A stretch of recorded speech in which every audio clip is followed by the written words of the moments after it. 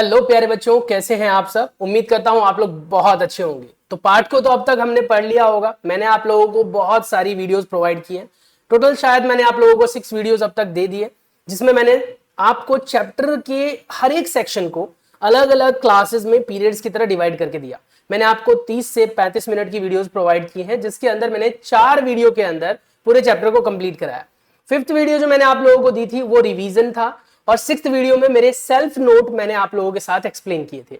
आज की इस वीडियो के अंदर हम डिस्कस करने वाले हैं पाठगत प्रश्नों के बारे में। उन प्रश्नों के बारे में चर्चा करेंगे बेटा, जो एनसीईआरटी किताब के अंदर ब्लू प्रिंट से, ब्लू कलर से आपके बीच बीच में दिए हुए होते हैं। उन प्रश्नों के उत्तर तो हमें आते हैं, लेकिन सवाल ये नहीं समझ में आता कि लिखना कितना है और कैसे लिखना है, जिससे कि हमारे मार्क्स पूरे आए। इस चीज के लिए मैं आप लोगों को बहुत सिंपल से आंसर्स वाले क्वेश्चंस प्रोवाइड कर रहा हूं। ध्यान से सुनना, समझना, जरूरत पड़े तो स्क्रीनशॉट ले लेना, और अगर फिर भी ऐसा एहसास हो कि यार अभी भी नहीं आया समझ में, तो please let me know in comment section. दूसरे तरीके से कोशिश करूंगा जिससे कि आप लोगों को अच्छी तरीके से समझ में आ जाए। चलिए शुरू करते हैं हमारे इस पार्ट के प्रश्नोत्तरों के बारे में चर्चा करने से। इस वीडियो के बाद मैं आप लोगों को एक और वीडियो प्रोवाइड करूंगा, जो एनसीईआरटी के बैक एक्सरसाइज यानी जो आपके अभ्यास के प्रश्नोत्तर होते हैं उनके ऊपर आधारित होगा, जिसको हम डिटेल में एक्सप्लेन करेंगे और चीजों को याद रखने की कोशिश करेंगे। तो हमारे पास पहला प्रश्न है पाठगत प्रश्न का, पेज नंबर 66 पर मिल जाएगा बेटा। आप लोगों के पास ये एनसीईआरटी की पुरानी किताब होगी तो 66 पे होगा। नई किताब के हिसाब से थोड़ा सा देख लेना, क्योंकि ये जो मैंने बनाया था पीडीएफ तब ये पेज नंबर 66 पर था, अभी पता नहीं कौन से पर। प्रश्न संख्या 1 की बात करते हैं। कोशिका की खोज किसने की थी? सबसे आसान सरल सवाल है और इसका उत्तर आप लोगों को आना ही चाहिए। तो कहता है प्रश्न का उत्तर कुछ ऐसे देना है। उत्तर 1665 में अंग्रेजी जो जीव वैज्ञानिक थे रॉबर्ट हुक ने कोशिका की खोज की थी। उसने की जगह आप उन्होंने लिखना बेटा। उन्होंने कोशिका की कॉर्क की पतली काट के अनगढ़ सूक्ष्मदर्शी की सहायता से देखा था। यानी अनगढ़ मतलब कि एक ऐसा सूक्ष्मदर्शी जो उन्होंने खुद बनाया था, जिसे आप प्रिमिटिव सूक्ष्मदर्शी भी कहते हैं बेटा। उसके बाद दूसरा प्रश्न, कोशिका को जीव की संरचनात्मक एवं क्रियात्मक इकाई क्यों कहते हैं? जब मैंने आप लोगों को अपनी नोट्स वीडियो प्रोवाइड की थी तो मैंने आप लोगों को इस क्वेश्चन के बारे में डिटेल में समझाया था कि आखिर क्यों इसे संरचनात्मक और कार्यात्मक इकाई कहते हैं। तो कहता है कोशिका हमारे शरीर को आकार प्रदान करता है और इसलिए यह शरीर की संरचनात्मक इकाई है, और शरीर के सभी कार्यों की कोशिका स्तर पर ही होती है कार्यात्मक इकाई, इसलिए शरीर की क्रियात्मक इकाई भी इसी को कहते हैं। दोबारा सुन लो, हमारे शरीर में कोशिका ही हमारे शरीर के आकार को प्रदान करता है या फिर सुनिश्चित करता है, तो संरचनात्मक इकाई हमारी कोशिका हो गई। शरीर के अंदर सभी कार्यों को कोशिका स्तर पर ही किया जाता है, तो इसलिए क्रियात्मक इकाई भी हो गई। पेज नंबर 68 पर आप लोगों के पास पहला प्रश्न है, कार्बन डाइऑक्साइड तथा पानी जैसे पदार्थ को कोशिका के अंदर बाहर कैसे ले जाया जाता है, चर्चा करें। अगर बेटा आप पेपर की टेस्ट की प्रिपरेशन कर रहे हो तो इस क्वेश्चन पर स्पेशली ध्यान रखना, बहुत इंपॉर्टेंट प्रश्न है ये पूछा जाता है। तो हमने पढ़ा था इसके बारे में, पहले भी डिस्कस किया हुआ है। कोशिका झिल्ली वर्णात्मक पारगम्य झिल्ली होती है, जिसमें छोटे छोटे से छिद्र होते हैं जो चुने हुए पदार्थों को ही केवल अंदर बाहर जाने देते हैं, अर्थात यह पदार्थ की गति को नियंत्रित करते हैं। अब सवाल उठता है कि कार्बन डाइऑक्साइड की गति कैसे होती है। अपने आप में यह प्रश्न अगर आएगा बेटा तो 4 नंबर या 3 नंबर से कम में तो नहीं आने वाला, कम से कम 3 नंबर का होगा और ज्यादा से ज्यादा 4 नंबर का होगा। कार्बन डाइऑक्साइड की गति की बात करेंगे। कार्बन डाइऑक्साइड की गति कैसे होती है? कार्बन डाइऑक्साइड कोशिका के अंदर उच्च सांद्रता में विद्यमान रहता है। में लिख लेना, नहीं गलती से हो गया यहां पर, क्योंकि कोशिका श्वसन के दौरान कार्बन डाइऑक्साइड का निर्माण करती है। यानी जब हम सांस लेते हैं बेटा तो ऑक्सीजन जाकर कार्बन के साथ जुड़कर कार्बन डाइऑक्साइड का निर्माण करती है। जब कोशिका के अंदर कार्बन डाइऑक्साइड की सांद्रता बढ़ जाती है, यानी CO2 का कॉन्सेंट्रेशन बढ़ जाता है, तो उस समय कोशिका के बाहर CO2 की मात्रा कम रहती है। पदार्थ की गति के नियम के अनुसार पदार्थ हमेशा उच्च सांद्रता से निम्न सांद्रता की ओर जाता है। ये एक नया नियम है जो आप याद रखेंगे। पदार्थ की गति का नियम है बेटा कि हमेशा उच्च सांद्रता से निम्न सांद्रता की ओर गति करता है पदार्थ। गैसों के लिए यह गति विसरण कहलाती है, और द्रव्यों के लिए यह गति, द्रव्य में स्पेशली पानी के लिए, इसे हम परासरण कहते हैं। इसी विसरण की प्रक्रिया के दौरान गैस पदार्थ कार्बन डाइऑक्साइड तथा ऑक्सीजन की कोशिका अंदर बाहर आते हैं।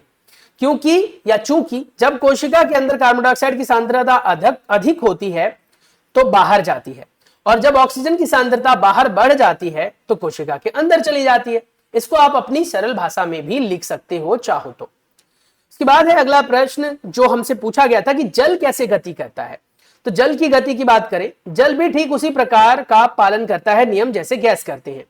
कोशिकाओं में जल की गति परासरण के द्वारा होती है, वहां पर विसरण के द्वारा होती है, यहां पर परासरण के द्वारा होती है। यानी गैसों का होता है विसरण और द्रव्यों का होता है बेटा परासरण। जब कोशिका के अंदर जल की सांद्रता अधिक होती है तो कोशिका के बाहर कम हो जाती है, ऑब्वियस सी बात है। जब पदार्थ की गति के नियम अनुसार जल उच्च सांद्रता से निम्न सांद्रता की ओर गति करेगा और ठीक उसी प्रकार से वो अंदर या बाहर गति कर पाता है। अगला प्रश्न जो आपसे पूछ रहा है बेटा वो है प्लाज्मा झिल्ली को वर्णात्मक पारगम्य झिल्ली क्यों कहा जाता है। ये भी अपने आप में इंपॉर्टेंट प्रश्न है, हालांकि है तो बड़ा सरल लेकिन पूछा जाता है, पता नहीं टीचरों का बड़ा फेवरेट है ये, मेरा भी है, मैं भी पूछ लेता हूं बच्चों से। प्लाज्मा झिल्ली में कुछ गिने चुने पदार्थों को अंदर अंदर आने और बाहर जाने देने की ही अनुमति प्राप्त करता है या प्रदान करता है और बाकियों की गति को रोक देता है। इसीलिए कोशिका झिल्ली को वर्णात्मक पारगम्य झिल्ली के नाम से भी जानते हैं। कुछ चुने हुए पदार्थ जैसे कार्बन डाइऑक्साइड, ऑक्सीजन ही इधर उधर जा सकते हैं और ये तो बस एक उदाहरण है, बाकी खाद्य पदार्थ भी इसी के द्वारा गति करते हैं। उसके बाद है बेटा हमारे पास जो अगला प्रश्न वो पेज संख्या हमारे किस में से आ रहा है, 70 में से आ रहा है। इस पेज संख्या से हमसे जो प्रश्न पूछा गया है पहला, वो आप लोगों के लिए बहुत जरूरी है। वो कहता है यूकैरियोट्स और प्रोकैरियोट्स के बीच में अंतर बताइए। बहुत ही सरल और सहज प्रश्न है। क्या अब आप निम्नलिखित तालिका में दिए गए रिक्त स्थानों को भर सकते हैं जिससे कि प्रोकैरियोटिक यूकैरियोटिक कोशिकाओं के बीच में अंतर स्पष्ट हो सके। पूरा आपके क्वेश्चन में लिखा हुआ था, एज इट इज क्वेश्चन है ये, जो आपके वो हमने पढ़ा ना क्रियाकलाप के आगे था वही है। इसके उत्तर को आप अगर देखें तो मैं बता दूं यहीं पर बेटा, यहां पर आपने साइज तो देख लिया कि ये बहुत छोटे होते हैं, ये बड़े होते हैं। केंद्र क्षेत्र की बात करें सुस्पष्ट लिखा हुआ है, चारों ओर संकेंद्रित होते हैं, ये लिखा हुआ है ना यहाँ पर। इसमें बस नहीं होते हैं ये लिख देना है, नो आ जाएगा। उसे डैश कहते हैं, उसे प्रोकैरियोट्स कहते हैं। यहाँ पर देखना क्रोमोसोम्स एक होते हैं, इसमें बहुत सारे होते हैं। इसमें झिल्ली युक्त कोशिका अनुपस्थित होती है, इसमें उपस्थित लिख देना, बस ये लिख देना और कुछ नहीं करना बेटा। उसके बाद अगला प्रश्न आपसे पूछा जाता है जो कि पेज नंबर 73 पर आपको मिल जाएगा। पहला प्रश्न, क्या आप ऐसे दो अंगकों के नाम बता सकते हैं जिसमें अपना आनुवांशिक पदार्थ होता है। बिल्कुल हमने पढ़ा हुआ था बेटा कि जैसे जंतुओं में पाया जाता है माइटोकॉन्ड्रिया और पादपों में बेटा प्लास्टिड्स, इनके अपने होते हैं डीएनए और अपने होते हैं राइबोसोम्स। ये हमने पढ़ा था, यही उत्तर में आ जाएगा। उसके बाद अगला प्रश्न, प्रश्न संख्या 2, यदि किसी कोशिका का संगठन किसी भौतिक एवं रासायनिक प्रभाव के कारण नष्ट हो जाता है तो क्या होता है। बहुत ही प्रभावशाली प्रश्न है ये बेटा, बहुत ही ज्यादा। ये प्रश्न कैसे तैयार करोगे ध्यान से सुनना, मैं एक बार एक्सप्लेन कर देता हूं क्या कह रहा है ये। तो कहता है आपसे कि कोशिका जीवन की सबसे महत्वपूर्ण क्रियात्मक और संरचनात्मक इकाई है। बात तो सही है, जीवन के सभी मूलभूत कार्य कोशिका से ही संपादित किए जाते हैं। यदि किसी कोशिका का संगठन किसी भौतिक या रासायनिक प्रभाव से नष्ट हो जाता है तो कोशिका के जीवन के लिए कार्य करना सक्षमता समाप्त हो जाएगी और यह जीवन के लिए अनुपयोगी बन जाएगी, या फिर कह सकते हो अनुरक्षण का कार्य जैसे पोषण, श्वसन, वहन, उत्सर्जन आदि नहीं कर पाएगा, जिसके लिए इस कोशिका को नष्ट करना पड़ेगा और लाइसोसोम इसके लिए बहुत बड़ी भूमिका निभाता है। अब सवाल उठता है लाइसोसोम क्या काम करता है, लाइसोसोम्स को आत्मघाती थैली क्यों कहते हैं। तो कहता है क्या, बहुत ही सरल उत्तर, कोशिका चयापचय क्या पढ़ देता हूं मैं अभी, सॉरी, हाँ, चयापचय यानी कि मेटाबॉलिक। हिंदी थोड़ी सी ज्यादा डिफिकल्ट हो जाती है कभी कभी यार इंग्लिश के कंपैरिजन में। By the way I am English medium teacher, तो मैं थोड़ा कोशिश कर रहा हूं, आ जाएगा।